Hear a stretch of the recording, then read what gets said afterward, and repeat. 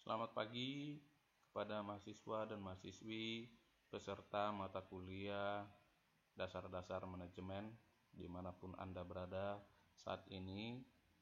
Saya berharap semuanya dalam keadaan sehat walafiat dalam mengikuti perkuliahan online ini.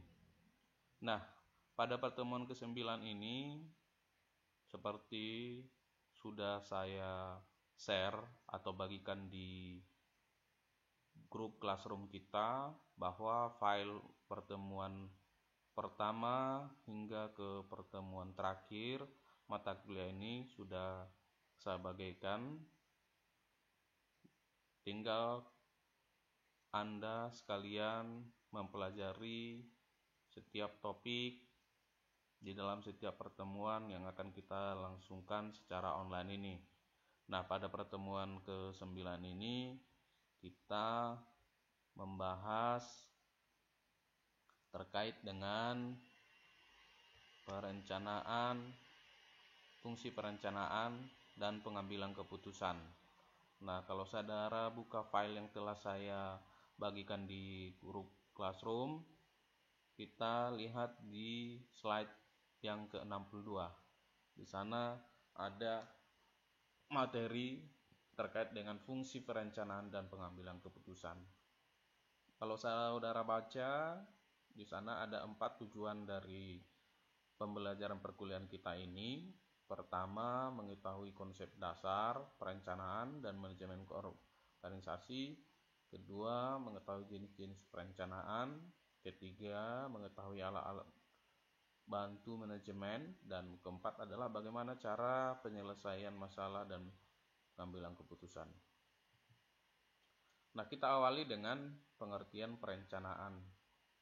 Perencanaan atau diistilahkan dalam bahasa Inggris planning adalah suatu proses dimulai dari penetapan tujuan organisasi, kemudian menetapkan strategi dalam mencapai tujuan, serta merumuskan sistem perencanaan yang menyeluruh. Nah, kalau di slide yang saya bagikan, ini menurut Robbins dan Coulter. Nah, saudara silakan boleh pelajari pengertian perencanaan dari sumber lain. Ini hanya satu saja. Silakan boleh dibaca dari sumber-sumber lain, banyak sekali pengertian terkait dengan perencanaan ini. Nah, kalau kita berbicara perencanaan itu sendiri dapat dilihat 3 hal di dalam perencanaan itu. Pertama adalah proses, kemudian fungsi manajemen, dan yang ketiga adalah pengambilan keputusan. Nah, 3 hal ini harus ada di dalam perencanaan. Kemudian kita tentu bertanya, apa sih fungsi atau manfaat dari perencanaan, atau kenapa sih kita dalam melakukan suatu kegiatan manajemen itu harus perlu perencanaan. Tentunya perencanaan itu memiliki fungsi atau manfaat. Ada beberapa fungsi atau manfaat dari perencanaan seperti di slide yang boleh saudara baca. Pertama adalah pengarah organisasi. Jadi kita membuat suatu perencanaan itu untuk mengarahkan organisasi sehingga organisasi itu boleh berjalan secara terarah. Yang kedua adalah meminimalisasi ketidakpastian. Meminimalisasi artinya adalah mengurangi atau mencegah hal-hal yang tidak seharusnya kita lakukan. Karena ketika kita berbicara suatu perencanaan, tentunya kita akan berhadapan juga dengan ketidakpastian di masa depan. Nah, oleh karena itu perlu kita membuat perencanaan seawal mungkin. Artinya ketika kita mau mencapai suatu tujuan di masa yang akan datang, tentu kita harus persiapkan atau buat dengan pertimbangan dalam suatu perencanaan yang matang. Kemudian yang ketiga adalah meminimalisasi inefisiensi sumber daya. Artinya kita di sini mencegah pemborosan yang mungkin kita bisa lakukan, baik itu pemborosan dalam SDM maupun pemrosesan secara materi. Artinya dengan membuat perencanaan yang baik, kita bisa melakukan suatu kegiatan atau aktivitas secara efektif dan efisien. Sedangkan yang keempat adalah penetapan standar dalam pengawasan kualitas. Artinya kita dalam merencanakan, kita membuat standar apa saja yang harus dilakukan dan harus dipenuhi, sehingga kita bisa melakukan suatu kegiatan dan kegiatan tersebut bisa kita ukur apakah kegiatan tersebut bisa mencapai tujuan atau tidak. Nah, kemudian persyaratan perencanaan itu bisa saudara baca di dalam slide yang ke-65.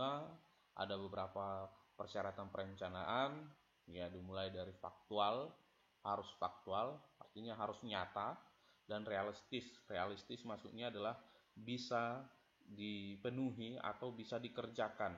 Jadi perencanaan itu adalah sesuatu yang bisa kita laksanakan. Jangan membuat rencana yang tidak realistis, maksudnya adalah yang tidak bisa kita laksanakan atau sulit untuk kita lakukan. Kemudian yang kedua adalah perencanaan itu harus logis. Logis artinya adalah masuk akal, bisa diterima secara nalar dan rasional. Rasional adalah bahwa perencanaan yang kita buat itu adalah rasional atau sesuai dengan kondisi kita atau berdasarkan kemampuan yang kita miliki, baik kemampuan secara materi tadi maupun kemampuan secara sumber daya manusia.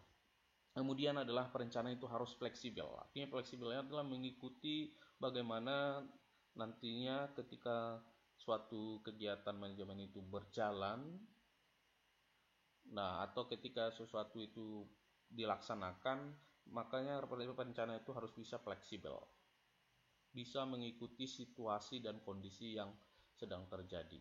Dan yang keempat adalah bahwa perencanaan itu haruslah komitmen. Komitmen adalah bahwa perencanaan itu harus dilakukan dan harus dikerjakan dan harus diterapkan. Tidak hanya kita membuat suatu perencanaan tapi tidak ada aktualisasi. Kemudian adalah yang terakhir, syaratnya harus komprehensif atau menyeluruh, bahwa perencanaan itu harus mencakup seluruh elemen-elemen yang ada dalam satu aktivitas manajemen. Dan semuanya perencanaan itu harus dibuat dengan menghimpun semua keberadaan, baik itu sumber daya manusia maupun materi. Selanjutnya, peran, tujuan, dan rencana dalam proses perencanaan itu bisa saudara baca bahwa apa tujuan dasar dari peran dari perencanaan dan rencana itu apa yang dimaksud. Saya kira itu bisa saudara baca di slide yang ke-66. Nah, yang ke slide yang ke-67 bisa saudara lihat di sana ada jenis-jenis tujuan dari perencanaan, ya, berdasarkan jumlah. Kalau berdasarkan jumlah ada tujuan tunggal dan tujuan yang banyak. Artinya tujuannya bisa satu atau tujuannya banyak sekali. Sedangkan berdasarkan kejelasan perencanaan itu tujuan yang dinyatakan dan rujukan yang aktual atau yang nyata. Sedangkan berdasarkan keluasan dan waktu pencapaian, artinya bagaimana kita mencapai sesuatu itu, ada tujuan yang bersifat strategis, ada yang tujuan bersifat taktis, dan tujuan operasional.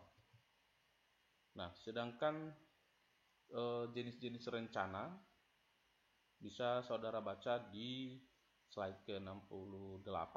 Ada jenis-jenis rencana itu. Bisa kita bagi berdasarkan keluasan dan waktu pencapaian, kemudian berdasarkan kejelasan, dan berdasarkan frekuensi penggunaan.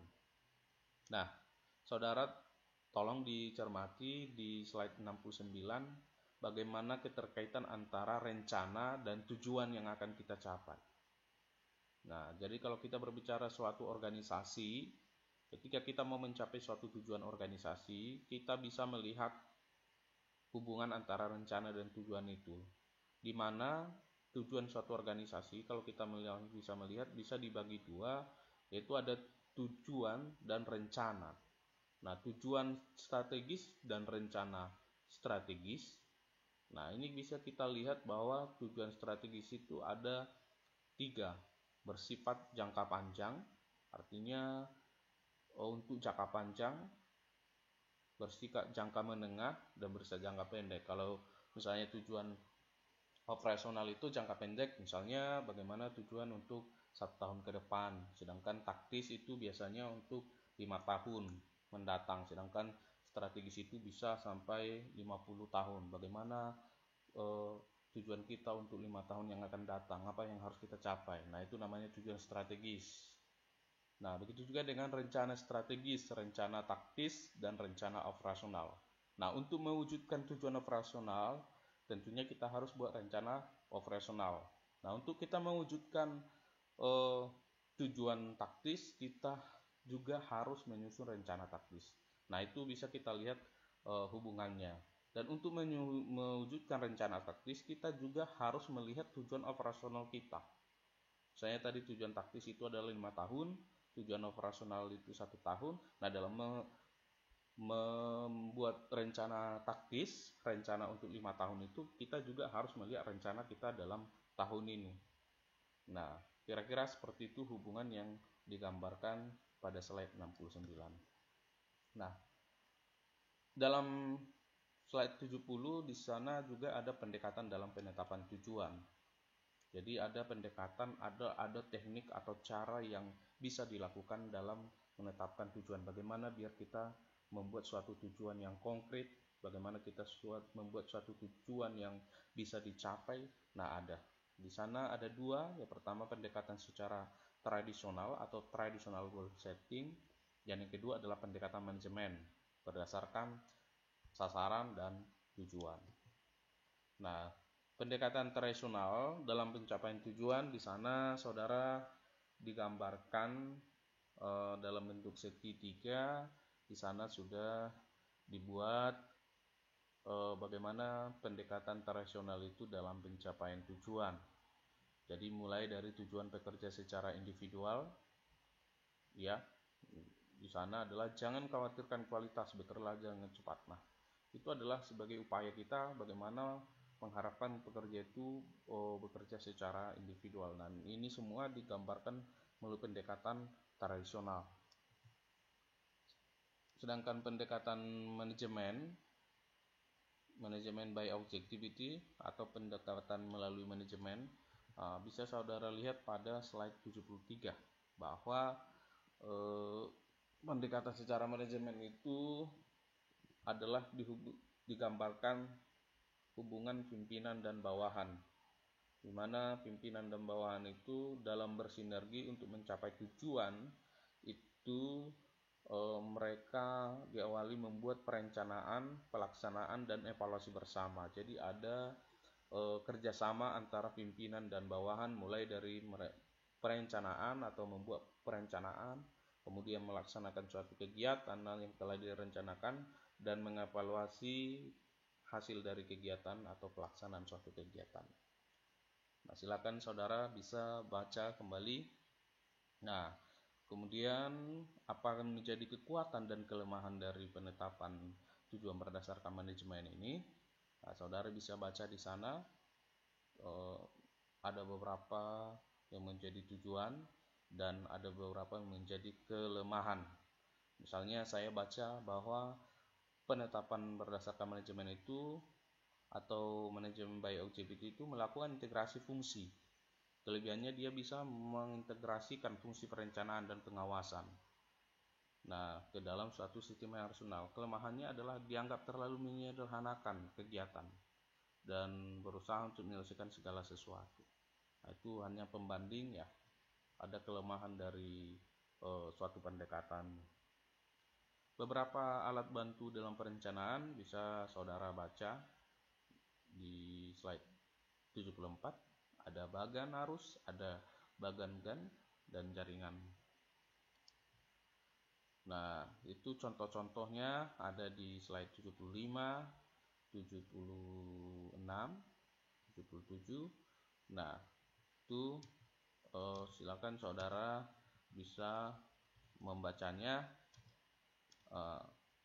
Sedangkan di slide 38 bahwa dalam penyelesaian masalah dan pengambilan keputusan itu kita diperhadapkan ada masalah dan gejala yang ditimbulkan dari masalah itu. Ketika suatu dalam organisasi ada masalah, pasti ada gejala yang ditimbulkan dari masalah tersebut. Nah, ketika kita dalam mengambil keputusan atau menyelesaikan suatu masalah, tentunya kita harus tentukan dulu faktor penyebabnya. Kita identifikasi apa yang menyebabkan masalah ini terjadi. Nah, kemudian kita lakukan dengan pendekatan dalam penyelesaian masalah. Ketika kita sudah mengetahui masalahnya, kemudian kita akan membuat pendekatan untuk menyelesaikan masalah tersebut. Nah, dengan membuat pendekatan, kita bisa melakukan pengambilan keputusan atas alternatif penyelesaian masalah. Jadi, kita bisa setelah kita kenal masalahnya apa, faktor penyebabnya apa, kemudian kita coba membuat pendekatan untuk menyelesaikan masalah itu, dan kita mengambil keputusan. Nah, itu cara kita menyelesaikan masalah dan pengambilan keputusan. Sedangkan yang slide 79 adalah lingkungan dan pengambilan keputusan. Bahwa keputusan itu tidak selamanya bisa kita buat pada keadaan yang pasti. Kalau mungkin keadaan yang pasti, kita membuat suatu keputusan, mungkin kita bisa lebih mudah membuat suatu keputusan. Tetapi ketika misalnya keadaannya tidak pasti, nah di sanalah kita dibutuhkan kompetensi kita dalam menyelesaikan masalah dan membuat keputusan berdasarkan alternatif pemecahan masalah. Dan ada keputusan yang pas ada mengandung resiko. Artinya ketika suatu keputusan itu dibuat atau dihasilkan, tentunya ada resiko atau dampak dari keputusan tersebut. Nah, di slide 81 saudara bisa membaca bagaimana proses pengambilan keputusan tersebut. Silakan dibaca di tahapan keputusan dan bagaimana ketika kita mau memperbaiki keputusan, ya kita harus melihat beberapa hal, ya, seperti yang dijelaskan di slide 83. Nah, itu terkait dengan pengambilan keputusan. Nah, di sini saya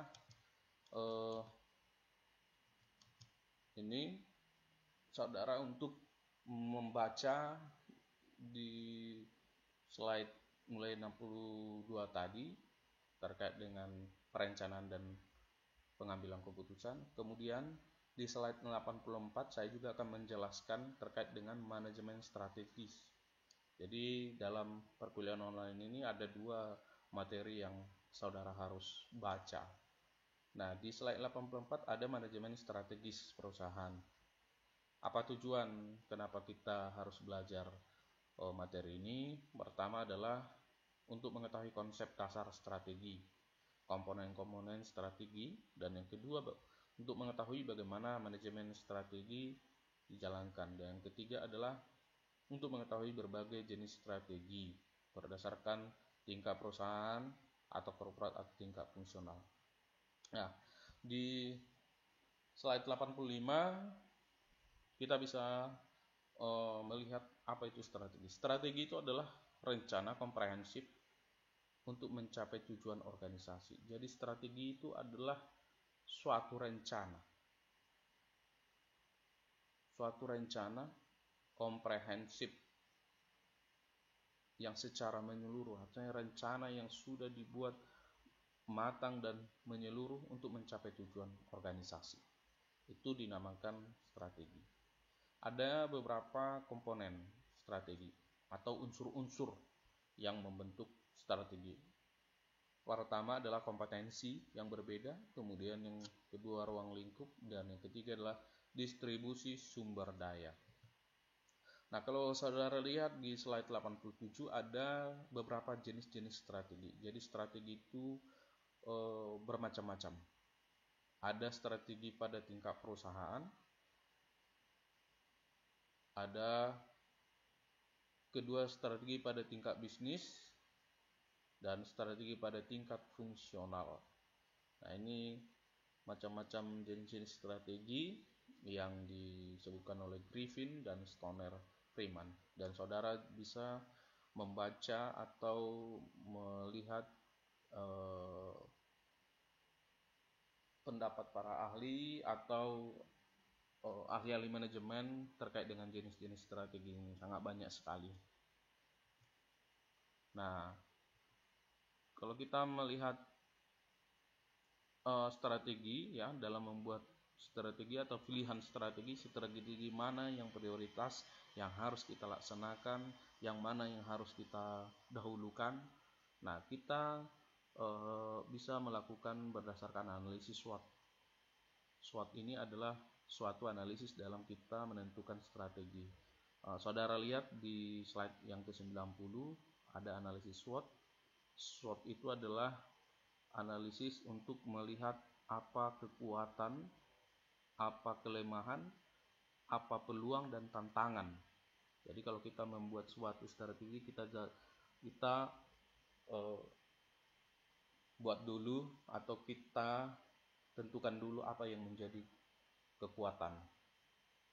Misalnya kita dalam membuat suatu strategi, kita contohkan misalnya dalam suatu pada diri kita sendiri, seorang mahasiswa misalnya. Ketika Anda misalnya mau membuat strategi bagaimana agar Anda bisa menyelesaikan mata kuliah ini dengan nilai A misalnya, nah tentunya Anda harus pertama mengetahui dulu kekuatan Anda apa, keunggulan Anda apa, kemudian dibuat kelemahan Anda apa, dan peluangnya, tantangannya apa. Itu makanya dibuat analisis SWOT. SWOT ini adalah singkatan dari strength, weakness, opportunity, threat. Jadi kekuatan, kelemahan, peluang dan tantangan. Bisa saudara lihat di sana. Nah, ada beberapa strategi di tingkat korporat atau di tingkat perusahaan yang biasa dilakukan. Bisa saudara baca di slide 93. Ada strategi portofolio, ada strategi utama. Strategi portofolio ini juga bisa kita lihat di sini ya, pengambilan perusahaan, diversifikasi, dan kalau penentuan strategi berdasarkan analisis matrik. Dan secara ini hanya pengetahuan saja untuk saudara-saudara bahwa di perusahaan itu ada strategi-strategi yang umum dilakukan. Nah, ini silakan dibaca di slide 93-94. Dan ada juga strategi di bisnis. Kalau tadi di perusahaan, kemudian ada strategi di bisnis. Ada beberapa strategi yang bisa saudara lihat, dan di slide 96 bisa saudara lihat bagaimana gambar strategi di tingkat bisnis tersebut. Nah, itu saja pengantar perkuliahan kita secara online yang bisa saya jelaskan untuk memandu saudara-saudari dalam mengikuti perkuliahan online ini. Jadi saudari mahasiswa peserta mata kuliah ini dimanapun kalian sekarang ini, silahkan untuk mempelajari materi perkuliahan kita pertemuan ke-9 ini mulai slide 62 sampai dengan slide 9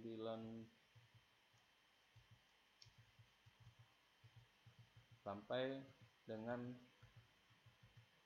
slide 97. Jadi mulai dari 62 sampai slide 97 itu tolong saudara baca kembali, pahami apa itu fungsi perencanaan dan pengambilan keputusan, dan saudara lihat apa itu manajemen strategis dan apa jenis-jenis manajemen strategis. Nah, saudara harus membuka file dan membacanya dan mempelajari hal tersebut. Kalau ada pertanyaan yang kurang jelas dari file atau materi tersebut, silahkan ditanyakan ke saya baik melalui WA group atau di Google Classroom. Silahkan saudara bisa bertanya.